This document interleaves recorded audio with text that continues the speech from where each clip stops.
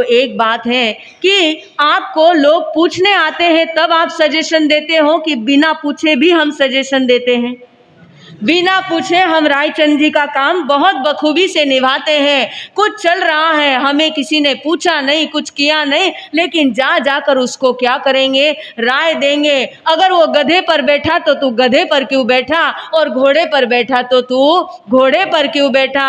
अगर वो पैदल चल रहा है तो तू गाड़ी पर बैठ कर जा, और गाड़ी पर जा रहा है तो उसे कहता है कि तू पैदल क्यों नहीं जा रहा है? ये जितने अननेसेसरी सजेशंस दोगे उतने अंतराय कर्म का बंध अधिक से अधिक होगा।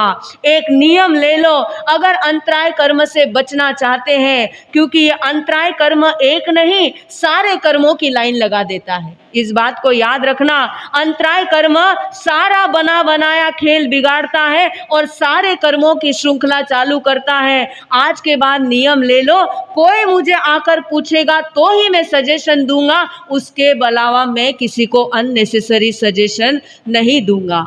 अरे तीर्थंकर जैसे तीर्थंकर, जिनको क्या है, केवल ज्ञान केवल दर्शन हो चुका है, तीनों लोक उनके सामने क्या हो रहा है? एक पिक्चर के जैसे दिखाई दे रहा है। हर जीव का पास्ट प्रेजेंट फ्यूचर उनको पता है। लेकिन आपने कभी ऐसा सुना कि तीर्थंकर ने जाकर लोगों को बोला? सुना क्या आपने आज तक? जब तक जितने भी अंतर्गत सूत्र या कोई भी आगम का दृष्टांत सुना होगा तो सबसे पहले आपने सुना गौतम स्वामी ने भगवान से पूछा, श्री कृष्ण ने भगवान से पूछा, सैनिक महाराजा ने पूछा। क्या भगवान को इनके बारे में पता नहीं था?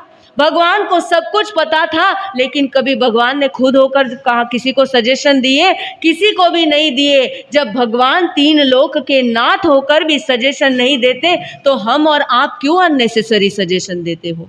क्या जरूरत है आपके सजेशन की? किसी को नहीं है। कितने इसीलिए आप अंतराय कर्म का बंध ज्यादा करते हो। अब किसी का बच्चा सीए पढ़ना चाहता है, जाकर कहेंगे नहीं इसको क्या करो, साइंस में डालो, इसको साइंस का एजुकेशन कराओ, डॉक्टर बनाओ। आपसे पूछने आए थे वो क्या करना है? आए थे, लेकिन आपने क्या कर दिया? अरे सीए कितने हो रहे, बहुत सीए पढ़े हैं, क्या करेगा तू सीए बनकर? क्या करेगा तू डॉक्टर बनकर? तू ये नहीं वो कर, तू ये नहीं। अरे उसकी जो इच्छा होगी वो करेगा, उसके माँ बाप तय करेंगे। अगर आपसे सजेशन पूछा है तो सजेशन देने का भी तरीका है। भाई देख आज इसकी स्थिति ऐसी है, इसकी स्थिति ऐसी है, ये स्थिति ऐसी है, इसकी सीट्स अवेलेबल है, आज के बाद इतने साल के बाद इसका डिमांड ज़्यादा होगा, चॉइस तू कर कि तुझे क्या करना है। तो अंतराय कर्म क्या होंगे? आपके नहीं बंधेंगे। लेकिन जितना फोर्स करके उसको अपनी चीज से दूसरी जगह लेकर जाओगे उतने किसने कर्म का बंध होगा? कितने कर्मों का बंद होगा? अंतराय कर्म का बंद होगा। और आज जितनी रुकावटें आपकी जिंदगी में या चाहे हमारी भी जिंदगी में आ रही हैं तो और किसी के वजह से नहीं, ये अंतराय कर्म और अंतराय कर्म बांधा भी हमने है अननेसेसरी सजेशंस लोगों को दे दे के। ये रायचंद जी जो बनने का काम है इसको क्या करना है? रायचंद जी बनना बंद करना है। चाहे श्रावक श्राविका हो, साधु साध्वी हो या कोई भी हो, आपके पास जब तक कोई सजेशन लेने के लिए आए नहीं तब तक किसी को भी सजेशन देना नहीं है। ये बात कर सकते हो आप? कर सकते हैं, बहुत मुश्किल है, लेकिन करना प्रारंभ करोगे तो धीरे धीरे अंतराय कर्म क्या हो जाएंगे? टूट जाएंगे। तो पहला भेद कौन सा बताया है? दानांतराय बताया है। आज के बाद कोई दान देने की भावना रखता हो, आपको पता है कि ये दान कहाँ जाएगा कहाँ नहीं जाएगा, लेकिन अपने मुंह से किसी को भी रोकने की बात नहीं करनी है, क्योंकि उसकी भावना क्या है? उसकी भावना श्रेष्ठ है। वो दानांतराय बंध को तोड़ना चाहता है और आप उसके बंधन बांधने चाहते हो। तो पहला भेद बताया है दानांतराय। अब दूसरा बताया है लाभांतराय, कि लाभ कोई चीज का हमें होने वाला होता है। अचानक होता है कि किसी ने कहा है कि मैं तुम्हारे 10,000 रुपए तुमको लौटाने वाला हूँ। आप तैयारी कर कर दौड़े दौड़े उसके घर पर जो टाइम बताया है पहुंच जाते हो और अचानक उसके घर में कोई ऐसी मेडिकल प्रॉब्लम आ जाती है कि वो 10,000 रुपए उसको क्या करने पड़ते हैं? वहां देने पड़ते हैं। तो ये कौन से कर्म का उदय है? लाभांतराय है। क्योंकि हमने क्या किया था? किसी को कोई कुछ गिफ्ट मिलने वाला था और देते देते हमने उस व्यक्ति को क्या कर दिया है? रोक दिया है, इसीलिए हमारे भी लाभांतराय कर्म के क्या हो जाए हैं, बंद हो रहे हैं। अगर प्रॉपर्टी में भी हिस्सा होते हुए आपके हिस्से में कम प्रॉपर्टी आ रही है और आपके भाई के हिस्से में ज़्यादा आ रही है, तो दोष उनका नहीं है, दोष आपके लाभांतराय कर्म का उदय है कि आपको जितना आपके हिस्से के हिसाब से लाभ मिलना था, आपको लाभ नहीं मिला। क्यों नहीं मिला? कि जब आपके पास भी सत्ता थी, आपको भी इक्वल डिस्ट्रीब्यूशन करने का मौका मिला था, तब आपने क्या किया था? एक के प्रति राग होने से उसको ज़्यादा दे दिया और एक के प्रति कम राग होने से उसको क्या कर दिया?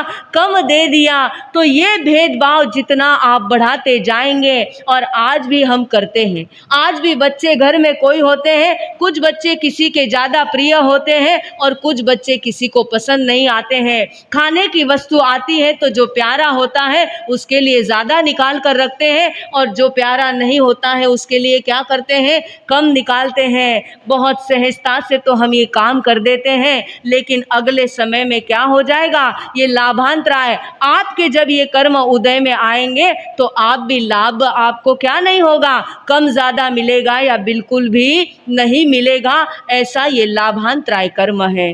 तो पहला है दानांतराय, दूसरा है लाभांतराय। और इसमें भी एक और बात आपसे कहना चाहते हैं कि सास बहू हो आदि हो, कोई ननद को ज़्यादा दे रही है सास, तो उसमें भी आप बाधक मत बनो। क्या मत बनो? बाधक मत बनो, क्योंकि हमको पूरा कर्म पता नहीं है। हो सकता है पिछले जन्म में इन्होंने बहुत दिया है, तो आज ये बनकर कौन आया है? लेने वाला बन के आया है। आपको क्या लगता है आपका जो बेटा और बेटी संतान के रूप में आते हैं वो और कोई नहीं? आपको लगता है बेटा हुआ तो मेरा वंश बढ़ गया, मेरा क्या हो गया, मेरा घर चहक उठा। लेकिन एक बात याद रखना, बेटा जब उधर जन्म में आता है, वंश तो निश्चित बढ़ाता है, आपके घर की परंपरा को आगे बढ़ाता है, लेकिन वो क्या करने के लिए आया है? लेने के लिए आया है। जब उसका जन्म होता है उसके बाद आपको उसकी क्या करनी पड़ती है? सारी व्यवस्था करनी पड़ती है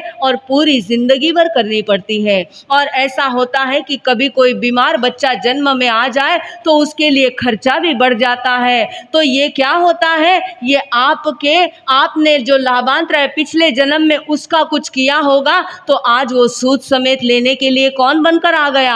आपका बेटा या आपकी बेटी बनकर आ गया। तो इसके लिए अगर कोई किसी को कुछ दे रहा है, कोई किसी को, मैं ऐसा नहीं करती कि घर का सारा कुछ निकाल कर दे दे, तब तक भी आप कुछ ना बोलो। लेकिन अगर आपके घर में पर्याप्त है और वो दे रहे हैं तो उनको देने दो। आज शायद उनका लेने के कर्म है, लेकिन अगर हमने इसमें बाधा डाली तो हमारे कौन से कर्म के बंद हो जाएंगे? लाभांतराय कर्म के बंद हो जाएंगे। क्योंकि एक बात तो ध्यान रख लो, कर्म के इसमें सबका हिसाब बराबर होता है, किसी का हिसाब कम या किसी का ज़्यादा नहीं होता है। जिसने जैसा दिया है उसको वैसा तो मिलने ही वाला है। और आप कितना भी रोकेंगे वो छुपते छुपाते दे देंगे।